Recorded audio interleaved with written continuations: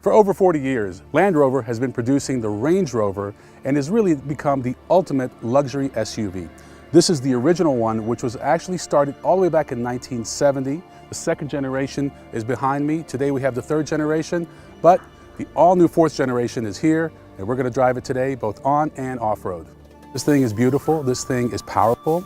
It drives well. I can tell you that after spending a full day with it, myself and the 28 other journalists that were here, we could not find one thing to complain about this vehicle. It starts at around $84,000.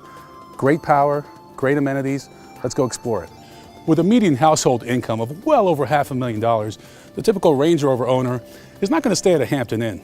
They're going to stay at a place like this exclusive Amangiri Resort in Utah at well over $1,000 a night. They're also going to be driving the world's greatest SUV. This is the 2013 fourth generation Range Rover, and it is just about perfect. The Range Rover has been completely redesigned inside and out. Today we're going to have some fun both on and off-road at places you probably won't go. The Range Rover has been completely redesigned, as I mentioned, both inside and out. For starters, they really simplified the IP or instrument panel.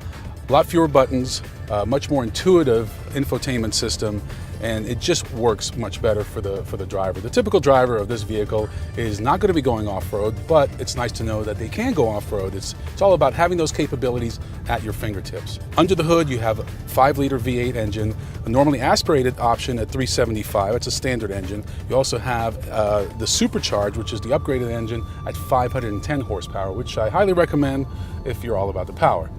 They've also improved stability, they've improved the braking. Everything about this car is all new, but the most impressive feature of all, at least for me, is that they have lightened it by over 700 pounds.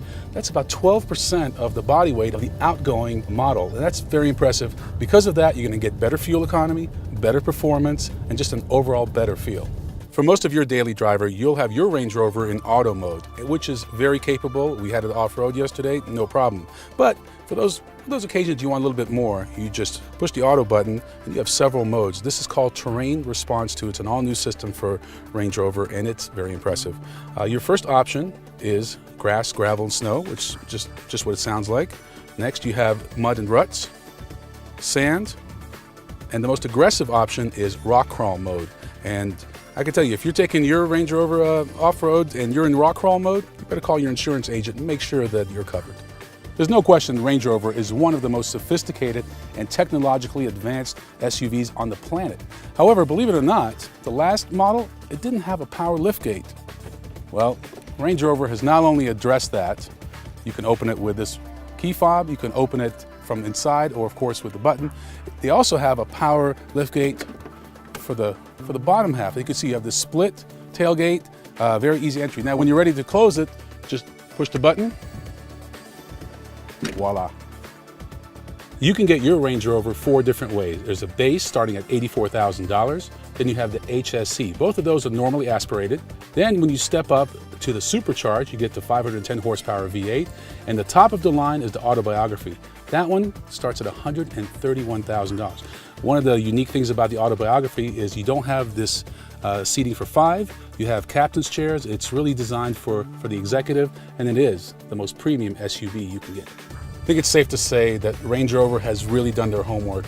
We could not find one thing to complain about this vehicle. They've really gone from kind of a premium SUV that had some quirks to just a flawless premium SUV. This thing just, no matter which level you get, it's just a brilliant vehicle. It drives great. It's easy to get in and out of, extremely roomy, extremely powerful, extremely capable.